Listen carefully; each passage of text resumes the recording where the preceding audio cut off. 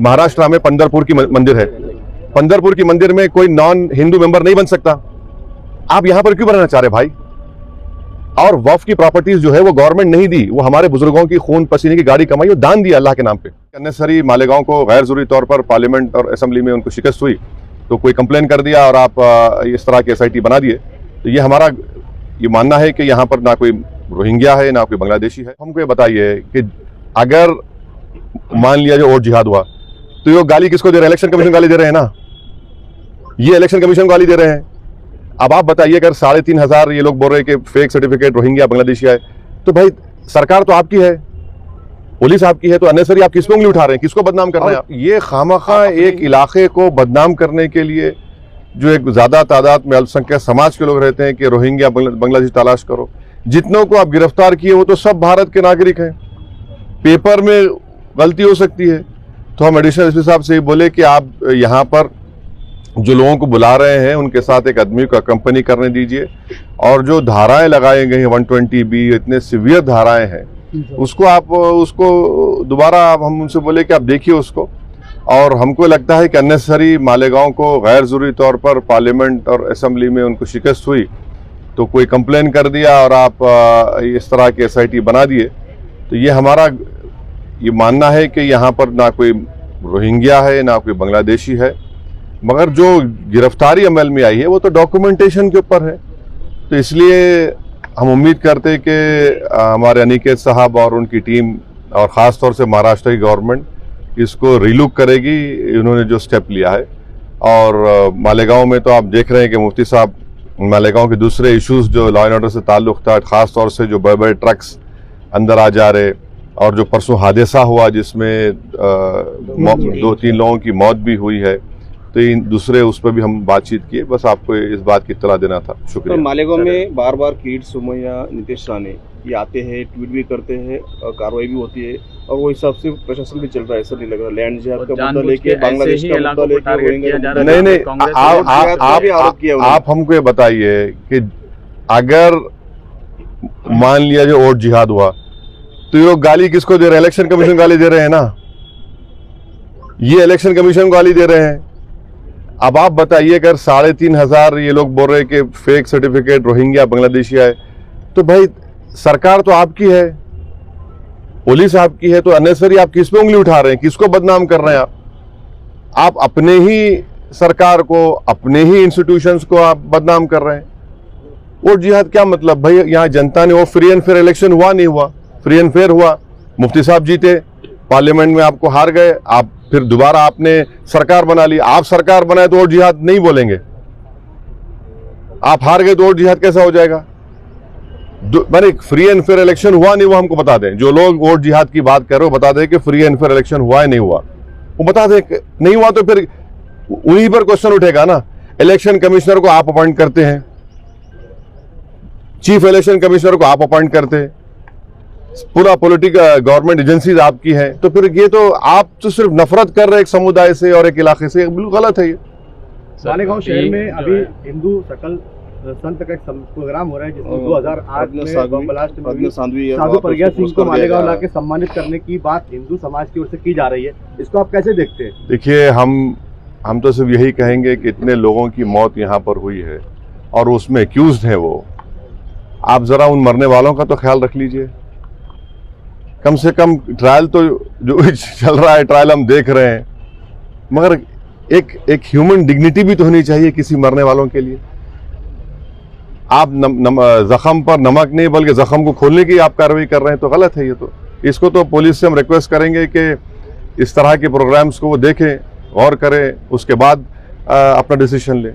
Sir किसी जो है वक्फ मामले में जो है आप लोगों की बातें सुनी नहीं है, ये कानून अगर बन जाएगा तो आगे और कितनी मुश्किलें पेश आएंगी? देखिए,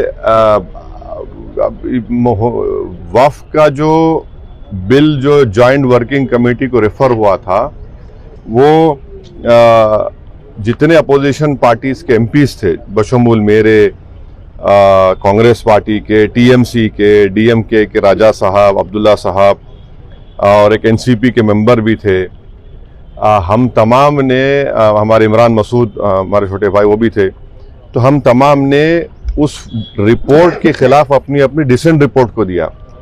मेरी आप लोगों से रिक्वेस्ट है कि मैंने भी 129 पेजेस की डिसेंट रिपोर्ट दी है, वो पब्लिकली अवेलेबल है, उसको पढ़िए आप लोग। उसको पढ़ने के बाद आपको मालूम हो जाएगा कि जो मोदी सरकार ने वक्फ बिल लेकर आया है वो वक्फ प्रॉपर्टीज को बचाने के लिए नहीं लाया गया है, वक्फ प्रॉपर्टीज को छीनने के लिए, उसको बर्बाद करने के लिए।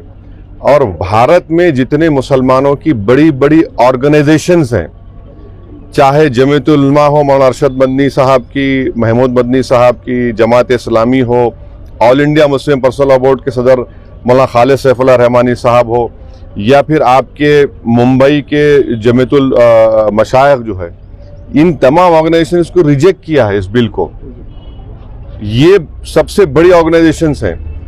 दूसरी बात यह है कि आप हमको बताइए कि महाराष्ट्र में पंढरपुर की मंदिर है, पंढरपुर की मंदिर में कोई नॉन हिंदू मेंबर नहीं बन सकता।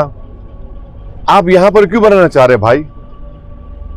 और वक्फ की प्रॉपर्टीज जो है वो गवर्नमेंट नहीं दी, वो हमारे बुजुर्गों की खून पसीने की गाड़ी कमाई, वो दान दिया अल्लाह के नाम पे।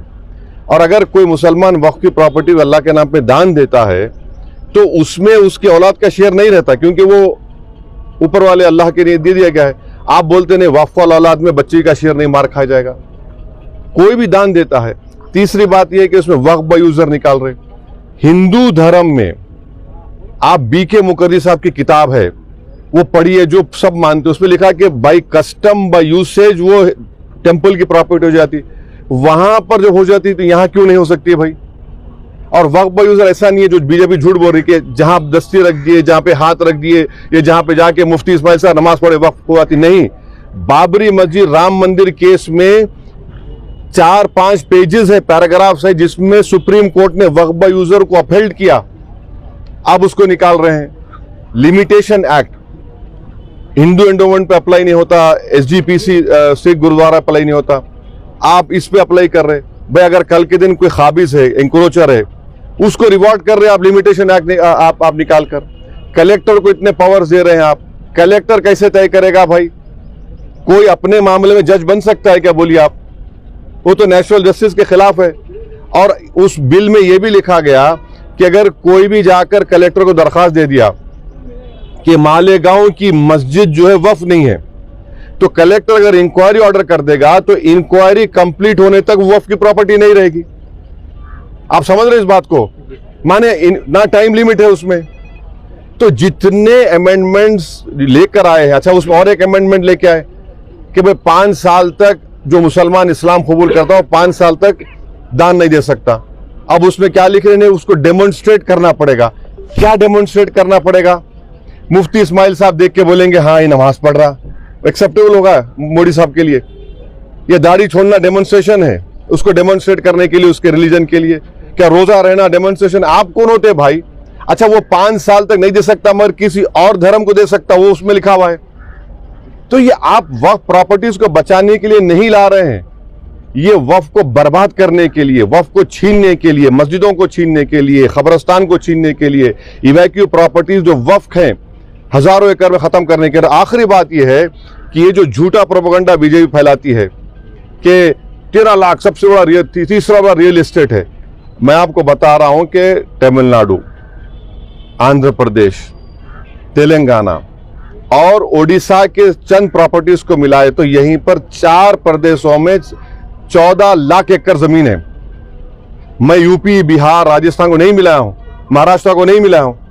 तो ये आप क्यों? ये तो सिर्फ हमारी धर्म की प्रैक्टिस से हमको छीनना चाह रहे हैं आप। वक्फ जो है मुसलमानों के लिए एक इबादत है, आप उसको छीनना चाह रहे हैं हमसे। तो सरासर आप हमारे से वक्फ छीनना चाह रहे हैं, मस्जिदें छीनना चाह रहे हैं। तो इसका हम विरोध कर रहे हैं और भारत की पूरी जनता में बात जा चुकी है कि हिंदू धर्म के, क्रिश्चियन धर्म के, सिख धर्म के, उनके मंदिर में, उनके रिलीजियस प्लेस में कोई उनका धर्म का आदमी मेंबर बन सकता है?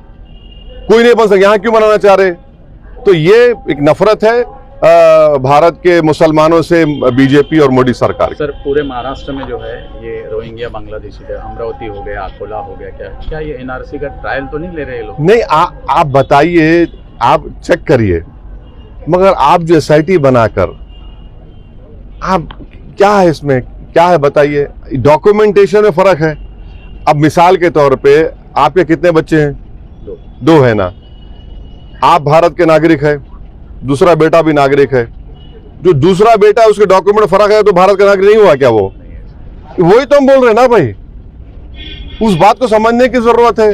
अरे भाई तुमको रोटी सेकना है तो और जगह सेको, आप किसी एक इलाके को, एक समुदाय को इस तरह परेशान करना ये गलत बात है बिल्कुल।